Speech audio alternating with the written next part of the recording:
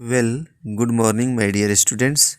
First of all, you are most welcome in Astuna Devi Shipuja Girls Intermediate College, Sisotar. I am Anil Kumar Singh. I am going to teach you about first lesson of poem Character of Happy Life. मैं इसको already आपको हिंदी में explain कर चुका हूँ। अब आज हम लोग इसमें जो क्वेश्चन दिया गया है उसका हम लोग आंसर लिख जानेंगे कि क्या आंसर होगा। और ये 12th क्लास का है। आप लोग अपना किताब निकाल लीजिए और नोटबुक भी रखिए सामने, उसको लिखते जाइए। Name the figure of a speech used in the lines given below. उस अलंकार का नाम बताओ। फिगर ऑफ ए स्पीच जो है अलंकार कहा जाता है, जो 11th में आपको डिटेल में मैं पढ़ा दिया हूँ। और इसमें भी मैं वीडियो फिगर्स ऑफ स्पीच का बनाकर डालूंगा। लेकिन उस जो 11th में पढ़ाया है उसके आधार पर हम लोग इस क्वेश्चन को आराम से कर सकते हैं, कोई दिक्कत नहीं है। तो कह रहा है कि name the figure of speech used in the lines given below, माने उस अलंकार का नाम बताओ जो नीचे पंक्ति में दिया गया है। लॉर्ड ऑफ हिमसेल्फ दो नॉट ऑफ लैंड्स, वह स्वयं का मालिक है, यद्यपि नॉट ऑफ लैंड्स, यद्यपि उसके पास संपत्ति नहीं है, जमीन नहीं है, फिर भी वह स्वयं का मालिक है। And having nothing he hath all, और कुछ न रखते हुए उसके पास सब कुछ। तो कहने का मतलब कि हम आप लोगों को 7 जो फिगर्स ऑफ स्पीच 11th में पढ़ाया था, उसी 7 में से एक ऑक्सीमोरन आता है।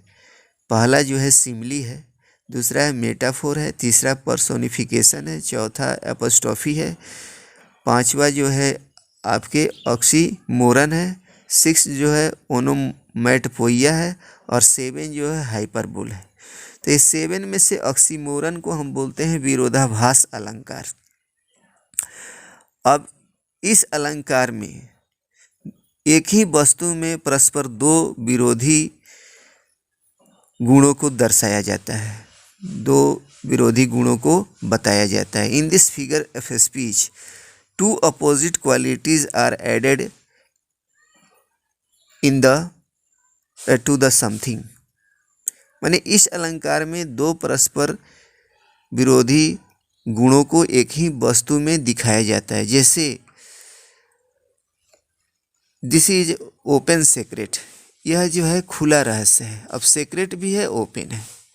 जैसे लाइफ इज बीटर स्वीट, जीवन जो है कड़वा मिठास है। अब कड़वा भी है, मिठास है, तो एक ही वस्तु में दो गुणों को परस्पर दिखाया गया है, तो इसको हम विरोधाभास अलंकार कहते हैं।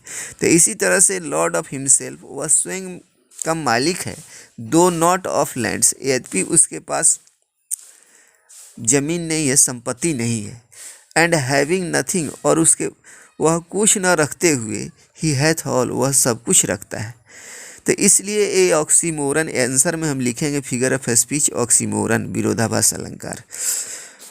अच्छा, ये तो क्लियर हुआ कि एक ही वस्तु में परस्पर दो विरोधी गुणों को दिखाया जाता है, वह जो है आपके विरोधाभास अलंकार कहा जाता है, जिसको अंग्रेजी में ऑक्सीमोरन कहते हैं। तो ये क्वेश्चन क्लियर हुआ। आप लोग अपना नोटबुक निकाल कर 11th का पढ़ लीजिएगा डिटेल में, फिगर्स ऑफ स्पीच क्लियर हो जाएगा। और मैं इस पर फिगर ऑफ स्पीच पर भी फिर वीडियो बनाकर आप लोगों को भेजूंगा। अब दूसरा क्वेश्चन है, explain the meaning of whose armour is his honest thought. मतलब एक्सप्लेन द मीनिंग मतलब अर्थ बताइए, चाहे व्याख्या कीजिए। ऑफ हुज, जिसका कवच जो है, इज हिज ऑनेस्ट थॉट, जिसकी ईमानदार भरी विचार हो। अब इसका जो है इसको एक्सप्लेन कीजिए, कह रहा है, मैंने व्याख्या कीजिए।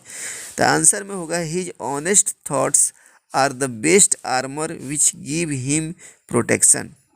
उसका जो है मतलब ईमानदार भरा विचार जो है, आर द बेस्ट आर्मर, माने सबसे अच्छा कवच होता है, सुरक्षा कवच होता है, विच जो गिव हिज प्रोटेक्शन, जो अपने सुरक्षा के लिए देता है।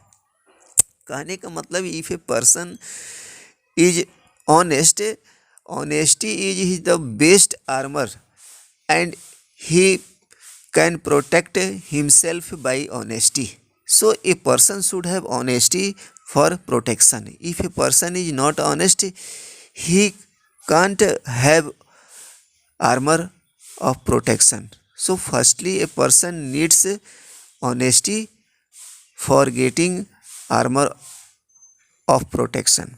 तो ये क्लियर हुआ आपको।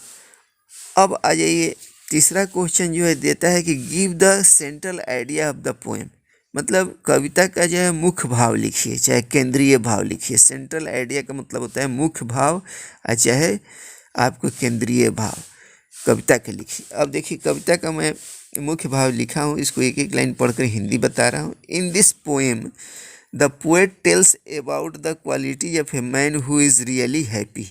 इन दिस पोएम, इस कविता में द पोएट टेल्स, कवि कहता है, about the qualities of a man, एक आदमी के गुण के बारे में, हु इज रियली हैप्पी, जो सचमुच में सुखी है।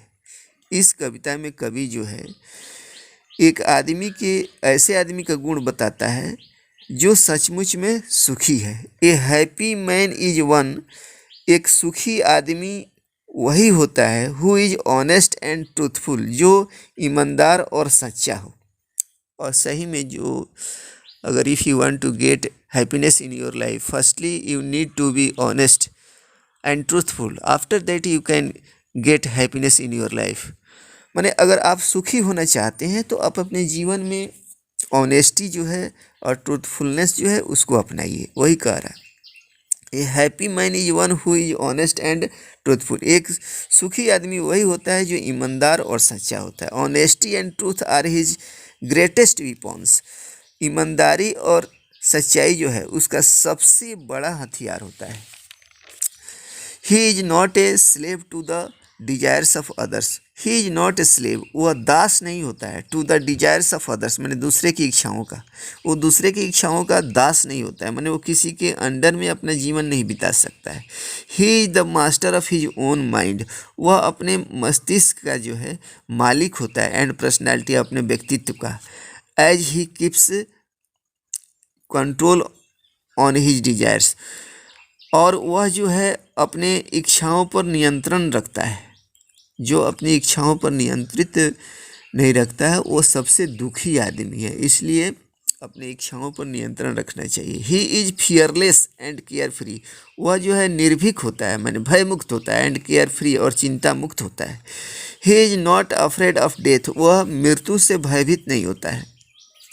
ऑनेस्ट सुखी आदमी जो है मृत्यु से नहीं डरेगा। He doesn't bother about getting the love of a king और a prince, he doesn't bother, वह चिंता नहीं करता है, about getting the love of a king, मतलब राजा के प्रेम पाने के लिए, चाहे पाने के बारे में वह चिंतित नहीं होता है, और न राजकुमार के, माने राजा और राजकुमार के जो है किसी में से, राजा और राजकुमार किसी में से उनका प्रेम पाने के लिए वह जो है चिंतित नहीं रहता है सुखी आदमी। माने ये नहीं कि कोई घर देश का जो है मालिक है, चाहे कोई राजा है, तो उसके जो मतलब प्रेम अगर नहीं मिल रहा है तो दुखी हो जाएगा, ऐसा कुछ नहीं है, वो चिंतित नहीं रहता है। He doesn't care about the criticism of other people, he doesn't care, वह परवाह नहीं करता है, अबाउट द क्रिटिसिज्म, मैंने आलोचना के बारे में, ऑफ अदर पीपुल, मैंने दूसरे व्यक्ति की, वो दूसरे व्यक्ति की मतलब शिकायत जो है, चाहे आलोचना जो है,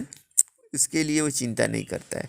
ही ऑलवेज रिमेन्स काम एंड क्वाइट, वह हमेशा जो है शांत और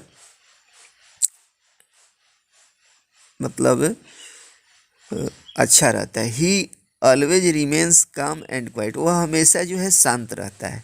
whether it is the time of Joy और सॉरो, चाहे वह समय खुशी का हो चाहे दुख का हो, वह हमेशा जो है शांत रहता है। सक्सेस और फेलियर, चाहे वो सफलता हो या असफलता हो, खुशी हो और दुख हो, उस सब में जो है वो शांत रहता है। ही remains balanced and has self control, उसके पास हमेशा जो है संतुलन होता है और उसके पास जो है स्वयं का नियंत्रण होता है, मानो वह हमेशा संतुलित रहता है और अपने आप पर नियंत्रण भी रखता है। ही हार्म्स नोबडी, वह किसी का नुकसान नहीं पहुंचाता है। And does what he thinks proper, and does, और वही करता है व्हाट ही थिंक्स प्रॉपर, जो वह सही सोचता है। तो कहने का मतलब कि सुखी आदमी की जो है क्या विशेषता होना चाहिए और क्या क्या करता है, उसके बारे में ये मुख्य भाव हमने आप लोगों को बताया। अब इसमें क्वेश्चन नंबर जो 4 है वो एक्सप्लेनेशन का है, उसमें करीब करीब हमको 2 पीरियड लग जाएगा, जिसको मैं क्लास में बताऊंगा क्वेश्चन नंबर 4, क्योंकि इसमें 2 पीरियड मतलब कहने का मतलब कि आपको कम से कम 1.5 घंटा का समय लगेगा। तो 1.5 घंटा समय संभव नहीं है, इतना ही तक मैं आज रहने देता हूँ। बहुत बहुत धन्यवाद।